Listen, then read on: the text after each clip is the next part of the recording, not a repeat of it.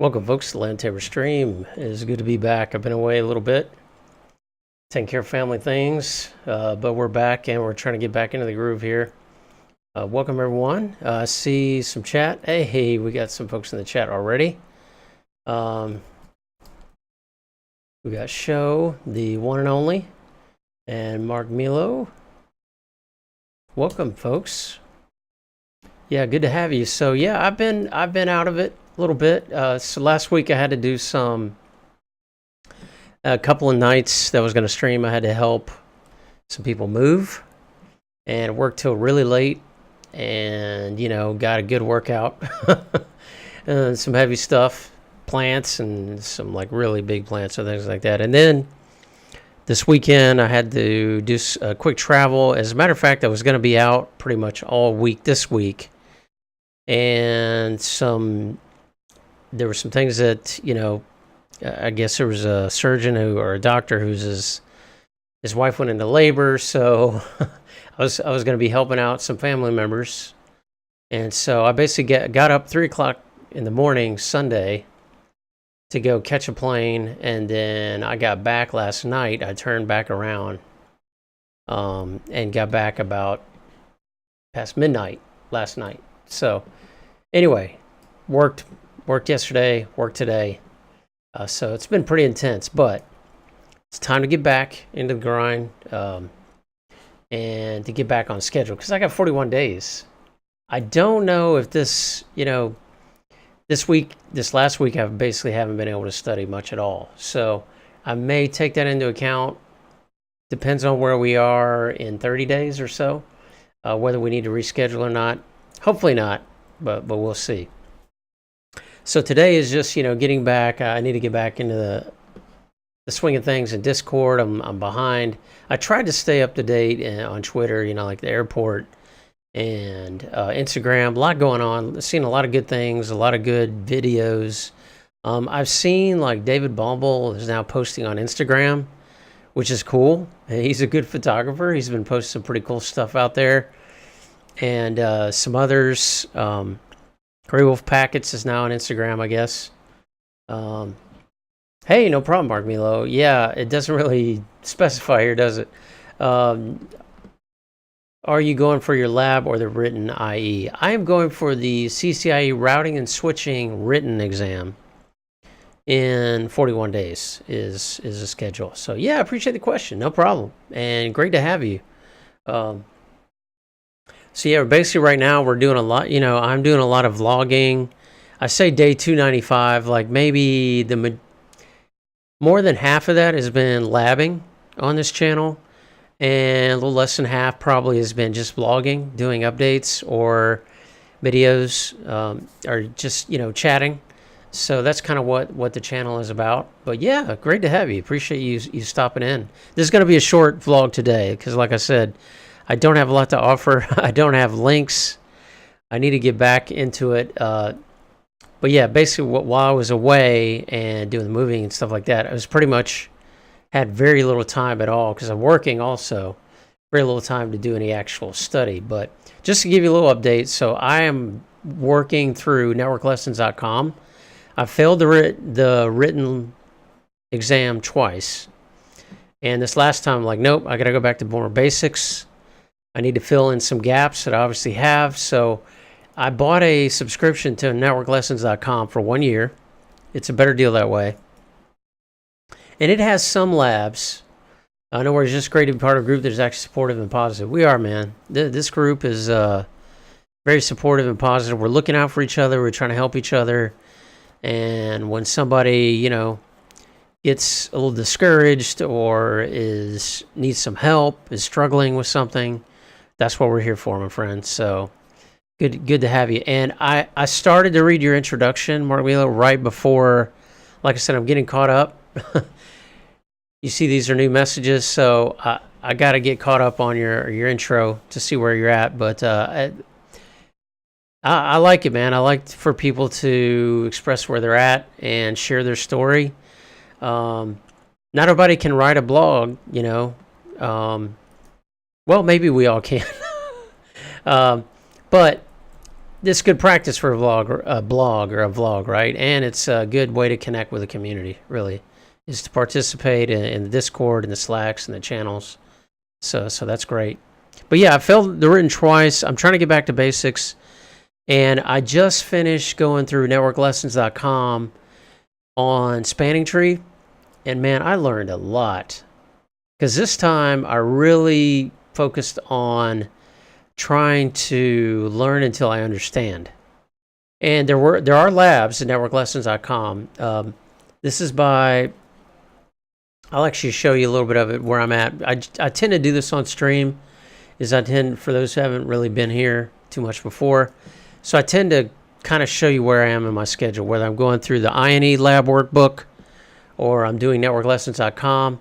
And this is where I'm at right now. So I got through layer 2, which included spanning tree. It included layer 2 multicast, IGMP, and some WAN circuit technologies, a little bit there, not much.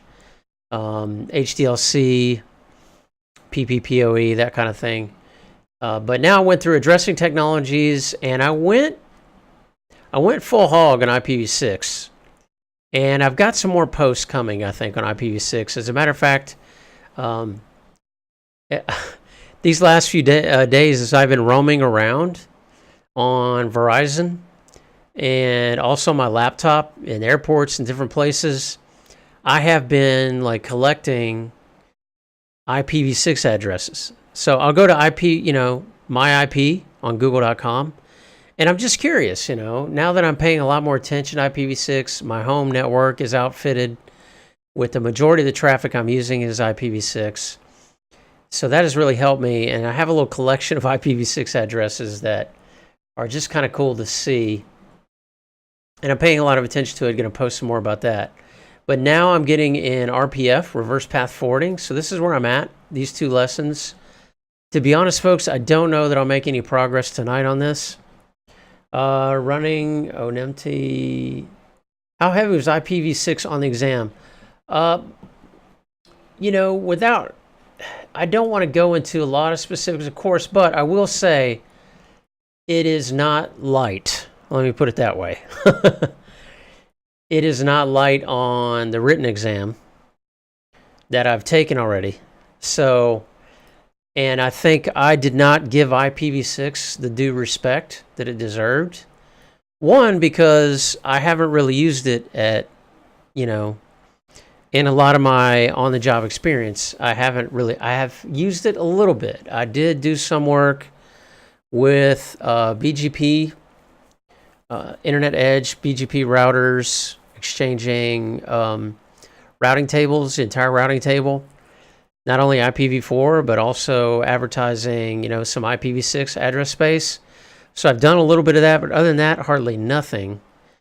And I haven't really seen a lot of it in the real world. And that's why when I decided, hey, let me just shift my home network, because a lot of what you hear on IPv6 is, mobile. So yes, mobile service providers use it heavily. As a matter of fact, a lot of IPv4 traffic, or there's some sites, that only do IPv4. Well, that may be, it's very likely that on your mobile network, and I'm talking about mobile as in, Verizon and AT&T and things like that, your mobile phone, it's very likely tunneled or natted to IPv4. So yeah, IPv6 is heavily used on mobile, which we as engineers don't see a lot of, right? Unless you're a service provider, mobile service provider. But it is also used quite a bit, I've found, or can be used quite a bit. If you just turn on like DHCP-v6 at home on your home router, you can use IPv6 right now. And a lot depends on the site. When you do a DNS lookup, does it resolve a quadruple A record like www.google.com? So you have to do DHCP-v6, and you also have to make sure your DNS, your primary DNS, is one that supports IPv6. That's really all you have to do.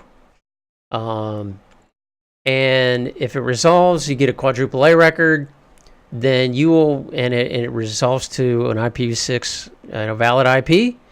Then that site you can hit, or those services you can hit, or that content, CDN, you can hit on IPv6, and you're good to go. But there will be a lot of sites that, like Twitter, that is not yet fully supported. Obviously, their network is not fully supported IPv6, or they would have all their DNS records up to date, and to resolve to IPv6 first. If, and basically, I think it's set by operating system. A lot of them are 1 second. So first it will try to find a quadruple A record. And after 1 second, if that does not resolve successfully, then it will revert to an A record for an IPv4 address, and you'll just use IPv4. We're talking a dual stack system here, right? So I have this Mac that I'm on right now is using dual stack IPv4, IPv6. But it's just been fun. And, I want to do pings, and I've wanted to do neighbor discovery, what is formerly ARP and IPv4. We don't have ARP and IPv6, things like that, just different tools that you're used to. You have to learn them. You're kind of forcing yourself to learn them the IPv6 way. So it's been fun, really been fun. I've been actually excited about it. Excited to the point to where in my free time, I was building IPv6. I was trying to build an IPv6 server and network reachability in Azure. Mark Billow, do you tend to use any supplemental reading material, example, Safari books online in your studies? I have a few in my notes, but I have to dig them up to provide the titles of them. I do. Good question. So I've been relying really heavily on networklessons.com right now.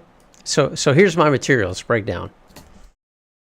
In a nutshell, I started out using the INE Lab workbook. My theory was if you can get as ready as you can for the lab, then go back and actually schedule the written, study for the written, pass the written, then you have 2 years to sit for the lab exam, right? So that was my idea. Then came Cisco Live. Cisco Live, you get a free written exam. I'm a little bit of, I like to save money. I'm like, okay, I'm going to pivot. I got to the lab workbook all the way through, and this is the Advanced Technologies workbook, the INE Advanced Technologies. A lot of my videos on YouTube and former streams were labbing the INE workbook. I got all the way halfway through PIM multicast labs. Then I started studying for Cisco Live for the written. I failed it. Yep, I did that. Mark Milo, I failed the written.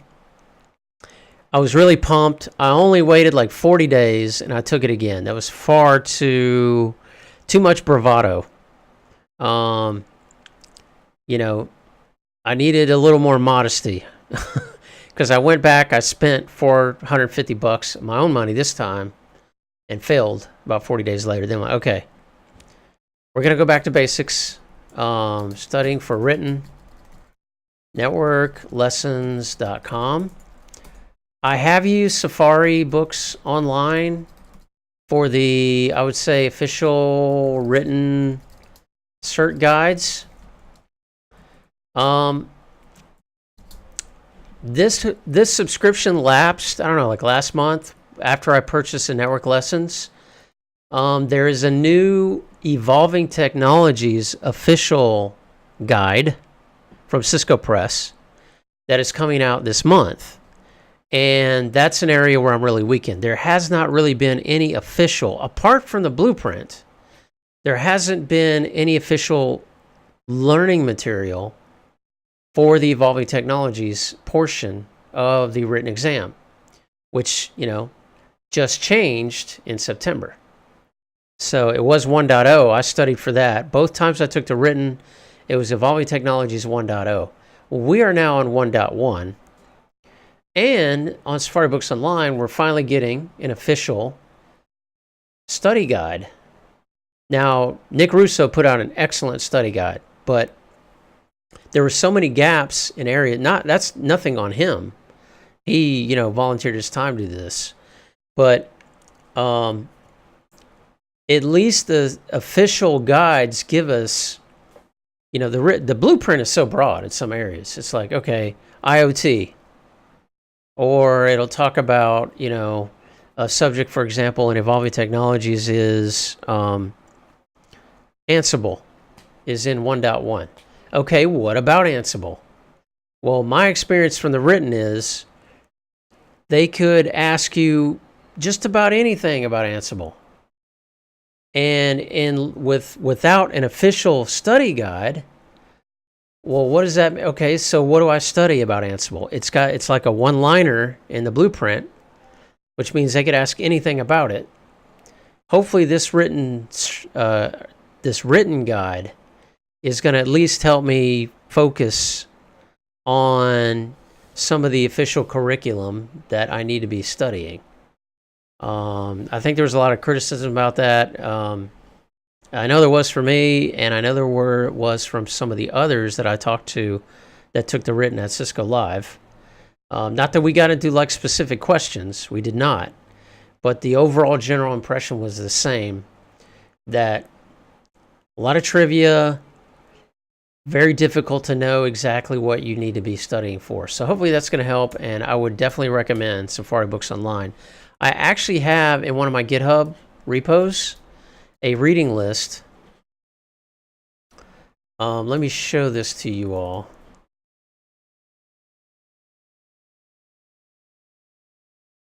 No, it's under reference notes, and I have, it may still be on Google Drive. Yeah, it's not. I haven't moved it to GitHub yet. Yeah, that was always a challenge with their exams. I recall them not mentioning .1x in their NP blueprint, just to still have it pop up on the test. Yeah, I'm not sure. I took the NP a while ago. It was there when I took it, but this is probably, it's more than 3 years ago. Well, actually, when I took .1x, because that would be the switch exam, right? Layer 2. I think I took that probably 5 years ago. And it was there. As a matter of fact, there was a little bit of you had to type out some of the commands, .1x, auth control, those kind of commands.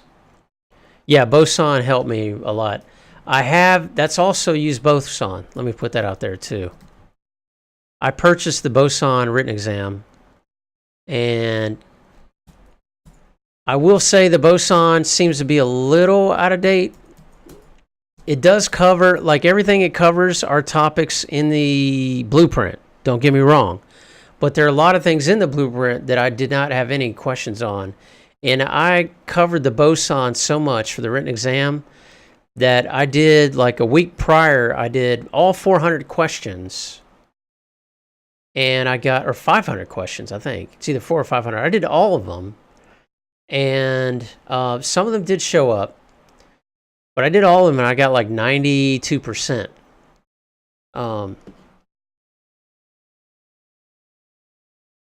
500, yeah. So I did all 500. I mean, I know those Boson questions. And it really helped me identify some gaps, right? Because obviously I'm getting the questions wrong. I'd go to the reference link at the bottom, study that in depth, and then the next time I hit it, I might get it, I might not, study it more in depth. But it really helped me a lot. I think I would have done a lot worse on my first 2 attempts if I had not bought the Boson and done it, for sure. So yeah, I recommend those, and those are what I'm using right now to do the written. I will say that networklessons.com does have labs in it. You don't necessarily have to do them. This is a long one. Renee Molinar puts out. So it's got configs. You can actually do the lab yourself. Like you can, if you want to follow along, you can. It's going to take you longer. He also has Wireshark captures in here, which, you can just go with what is listed here. It'll usually say, CloudShark. And it's great. I mean, I really like Renee's approach on covering some of the basics in a very logical way. So you can do some labs in there. I have chosen to do some if I don't understand it enough to where I think, okay, I got it. Then I'll go ahead, even after reading through, I'll do the lab myself. He also has videos in here. So networklessons.com has configs, usually every lesson. It has often has videos, and it has packet captures. And for everything I cover, if I have not yet seen a packet capture or cannot describe either the Ethernet or the TCP or the IP type or structure, then I go do the lab and I grab packet captures. That's really important to me. So that's my approach, guys and gals, and I'm on. As I said, reverse path forwarding troubleshooting right now. And that's all I got. Just, easing my way back in. I've been out, I think, like 7 or 8 days since I have streamed, which is very unusual, folks. I stream Monday through Thursday at 7 p.m. Eastern, and I almost always stream at some time Saturday and Sunday on the weekend. So I'm going to put the kids to bed. I'll see you some good bits. Yeah, man, show. I'll be studying tonight. Show, I got to catch up on, I think, 2 of your videos, which I'm going to do. I have, folks, if you don't have Show IP Interface Brief in your, he's linked here. Guys, do a big favor to the stream, to the community. If you're kind of, some of you might be new to this channel, go to this link and follow all these people on either Twitch or YouTube. Some of them have YouTube also, but it'll be listed on their Twitch page. But show us here, Tony E. Click on him, click on a follow these channels. And also, if you're on YouTube, what I do is I turn on the alerts. So, like, I know now that because of these that I have to catch up on Dwan Lightfoot and Tony E. So definitely turn on the notifications so you know when he is putting out new videos, and then go check them out. If you can't catch them live, which I know I always can't because I'm an old man and I go to bed early and get up early. I don't always catch the streams live, but you can catch them on demand. So I don't have any other meat chunks today, folks. Like I said, I'm getting caught up in social media. Question from Mark Milo. Any experience with Rob Riker's CCIE material? His CCNP stuff was pretty good. So Rob Riker, I actually got a chance to meet Rob for the first time. I went and introduced myself. One of his videos on how he has a video out there on YouTube with a lot of hits that kind of was part of the inspiration of me streaming. And he wrote a video about him passing and his experience. He did sort of a vlog about it. And so I reached out, got a chance to meet him, and I talked to him about what he's doing. And I think he went to work for a while with INE. And then I think he decided to go on his own. So he's got the Rikers Island training. And I think his focus is on, it's not routing and switching. So I know he's done some CCNP routing and switching. I have not looked at his CCIE routing and switching material. I don't know that he has a lot of that yet. He is focused, I think, right now on service provider and security. So I really can't speak to his material as a user. Like he was a cool dude to talk to in person and all at Cisco Live. And I know others have used material. But yeah, I can't really speak to that, to be honest.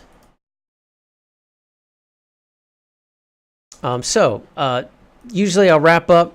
Yeah, good questions, though, Mark. I appreciate it. And I like those questions being asked because people who might be new to Discord or new to the channel are not really familiar with some of this stuff yet. So yeah, I appreciate it.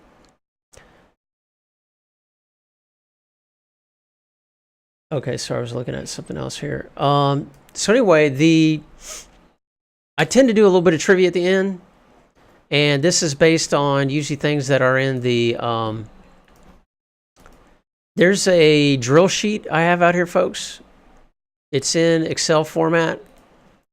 and I use it to kind of as flashcards, but it's even a little harder. Hey, you got it running on empty, no problem. As a matter of fact, this is where you can find some of the... So out on GitHub, there's a repo for reference notes, and there's a written exam memory drill here. So think about it. For example, RIP timers. You'd have to fill it. What are the update, invalid, hold down, and flush timers? You'd have to fill that out, and then you can use a keystroke to flip back and forth between the answers. So it's kind of like flashcards. But these are areas that I'm weak in, I need to work on, and it is huge. But I use this to just kind of refresh my own memory. I'll probably work on this during the weekend. But if you do a ping MPLS, can you name some of the return codes that come back? This was actually a boson question. So think about that. If try to think of them in your head. And while you're doing that, I'm going to try to link out some of these or write some of these. So I know if you get a 03, that is a successful return code. And it's been a while, man. So I think 01 is malformed echo packet. 00 is no return. 04, no FEC, no forward equivalency class found. 07 is reserved. 10 is... I don't remember what 10 is. But I think these are the main ones. So you can pull up the drill sheet here. Oh, no, okay. All right. I think I can say honestly, no, I do not know any of them. So I was close. Let's see how I did here. We did some easier ones last week, you know, like BGP, best path, things like that. Okay, 03 is successful. Yeah, proper egress. 01 is malformed echo. That would be request, right? Because this is MPLS. 0, no return code. 4, no FEC mapping. 7 reserved. Okay, 10, FEC mismatch. That's the one I didn't get. So cool, we try to do some of those each night. And just rattle your brain a little bit, right? All right, folks, so that is going to wrap it up. Thanks so much. I didn't think it was going to take a half hour, but we have really good conversation, chat. Thanks, everyone, for hanging out in the chat. Give us a follow here on Twitch. If you have not followed the channel already, you can get notified. Yeah, man, good bits. There's Site of Origin. Thanks, Site. Good for having you, man. Notice you got no... notice the bot is being nice tonight, right? So the bot is not accusing you of spamming. I think I got that fixed. It's a miracle. I know, man. I had the crankiest, angriest... bot you could find, man. He didn't like any sort of happiness happening in the channel. Christmas came early, I know. So thanks so much for the good bits, my friend, and the support. Hit follow on that channel if you're not already. If you have an Amazon Prime account, you may not know you have a free Twitch Prime account that you can subscribe to one channel a month, and feel free to use that here. And you're very welcome, Mark Miller. Thank you folks for coming in here, participating, and encouraging me. It actually gives me energy. So I'm going to be honest. I got on the... I'm like, your wife's like, you going to stream tonight, right? I'm like, yes, ma'am. So, you know, because I got home at midnight last night. Got to bed about 1 or 2. I'm like, yes, I'm absolutely going to stream. I got to get back on the grind. And when I chat with you folks and I see people sending good bits and things like that, it actually gives me energy to keep going. So it's reciprocal, folks. Thanks again for your support. You can follow us on Instagram, Twitter, and all at The Land Tamer, and also YouTube. If you can't catch a vlog or a stream, I do upload them to YouTube. And if there's any particular subjects you're interested in that we talked about tonight, I probably have a video on it and have talked about it. Feel free to use a search. Thanks for stopping by, folks. It is Tuesday night. We got a lot of the week left, so let's hit those study schedules, hit those lab schedules, and try to hit our goals, sending good bits out to the community. And we shall see you back here tomorrow, same time, on Land Tamer Stream. Have a good night.